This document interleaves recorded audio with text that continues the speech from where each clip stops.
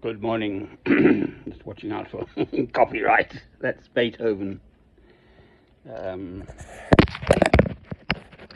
Late String Quartet number 13. That's beautiful slow movement, something of beauty. And here I am in my very peaceful little backyard in Northumbria, the northeastern corner of Ingerland, with all my material needs pretty much catered for, the love of a good woman being notably absent. But apart from that, and I wake up to the news.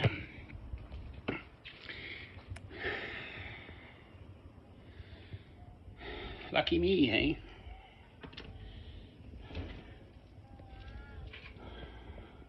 eh? Everything laid on. Well, not actually. I've got to go out. I've got bastard gout at the moment, so it's not quite laid on. Anyway. Right, so lucky old me is what I'm saying. And what about the rest of the world? Well, I wake up this morning and there it is, lo and behold, this family, the mother speaking about her child who is crying, I think almost screaming in agony of hunger. So she sends the two older ones, sort of 9 and 12 or something, out to one of these ghastly, or I think there's only one operating, or no, it was to a hospital, to a special formula for the youngster, or something, to a hospital. And lo and behold, they're all killed by an Israeli bomb. And the usual blah-de-blah from the Israelis. Oh, we were after a terrorist.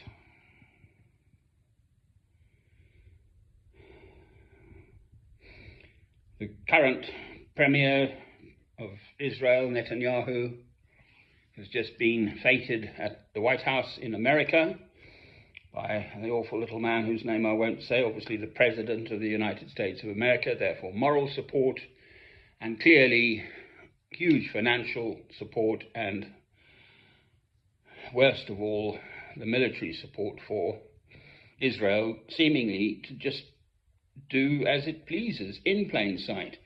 Genocide, crimes against humanity, ethnic cleansing. They want to kettle them all down in one zone in the south. 2 million plus human souls, Palestinians by and large, who've lived there for however long, whatever, but that's where they've been living, their homes and workplaces and the rest.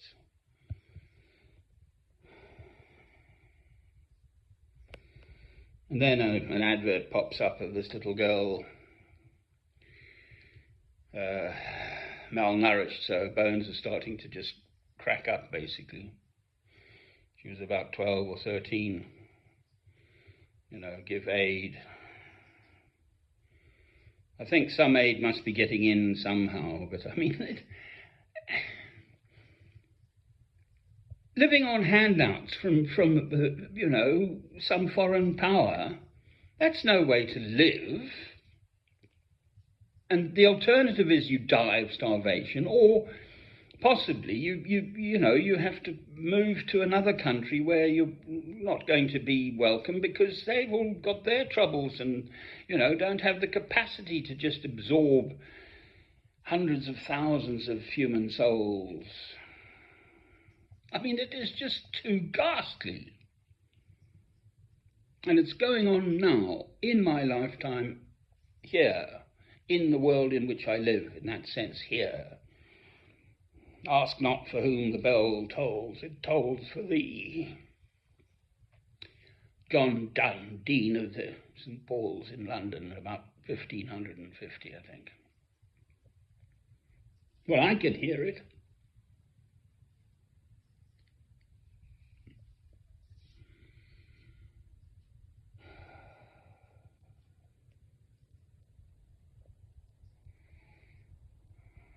Yes, there's still beauty in the world.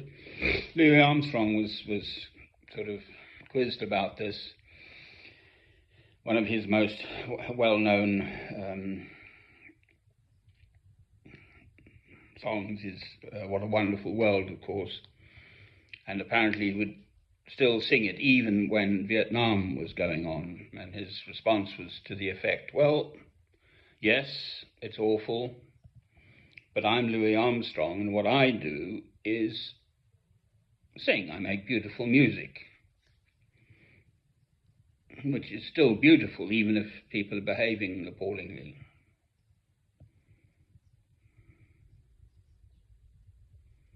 Life has to, one's own personal life, I'm saying, you clearly have to get on with your life. You can't just, what can one do? The Pope, the former Pope, Francis, used to apparently telephone a small community of Christians in the Gaza Strip most days for moral support.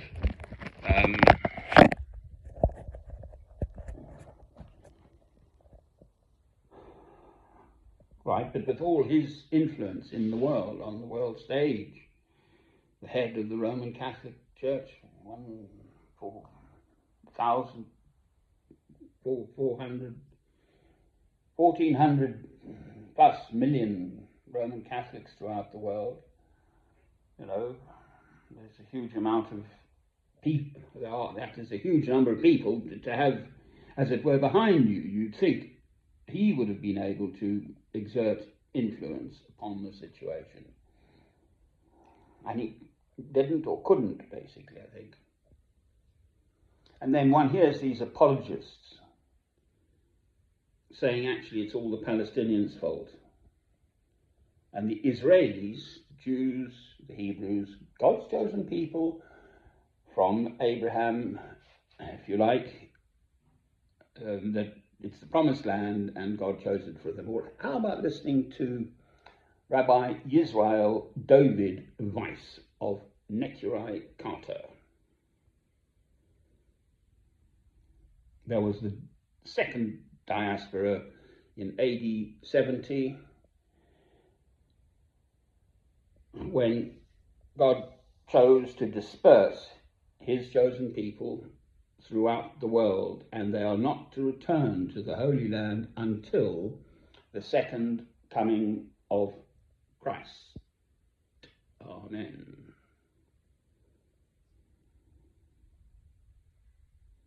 So they've jumped the gun,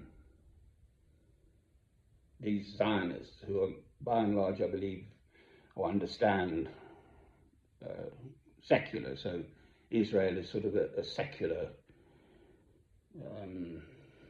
The religious Jews with the hats and the curls and all of that are exempted from military service, and that's a big problem, because the other lot are sort of, as it were, the normal, middle of the road, whatever.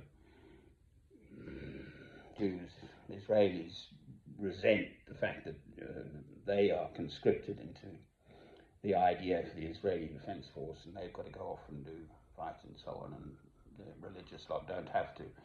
That's a separate story. Any child dying in that sort of circumstance is awful. Doesn't matter what race you are or where you come from or whatever. And that is absolutely clear and sure, enshrined in international law. And the West, in the form primarily of America, but Britain's in there too, is allowing this to happen. At the very least, no, it's facilitating it. It's not allowing it to happen. It's positively, America is positively supporting it, maintaining it. America could just stop the arms, stop the funding, and the whole of Israel's awful current genocide would have to stop. Open up UNRWA again, open up the 400 well-established United Nations facilities for aid and so on, etc. And that's not happening, is it?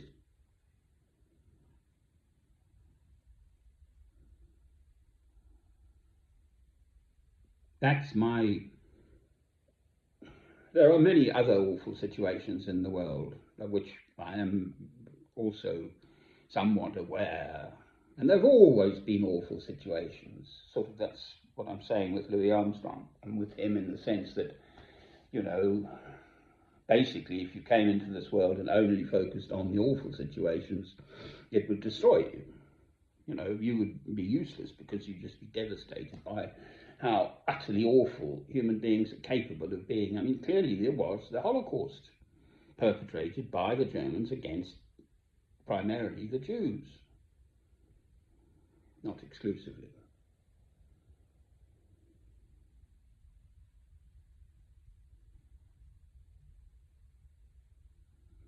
So I contrast my material well-being, which I somehow reconcile in the same way, you know, one has to have a certain material well-being to function at all. But then stop, and then what can I do about this other than just these films, which people watch the short ones a little bit, but these longer films, no one watches them. And yet it's just, if that's the culture the world is now promulgating,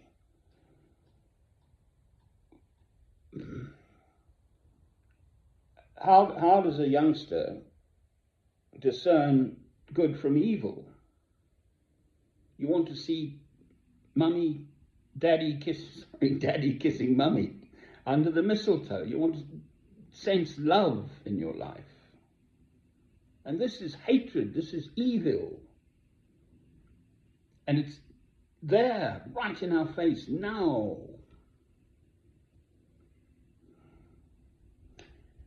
Basta, as they say, I believe in Spanish, enough already.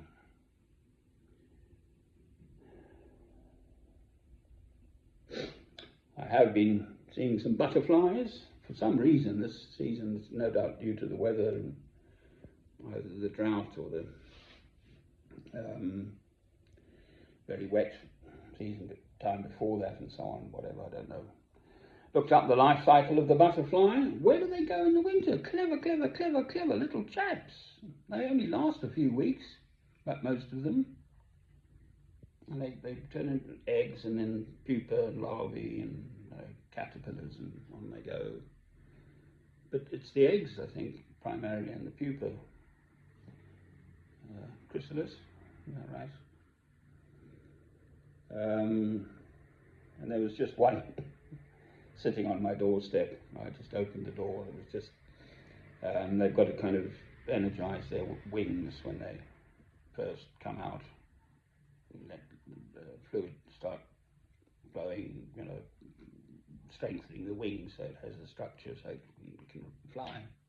And the other one I love is particularly cabbage whites seem to do this. They'll do a sort of dance in the air, following each other. Well, if you think about it, how big are their brains? Pretty small. And their little nerves that go to their little muscles that flap their little wings, or the very big wings to them.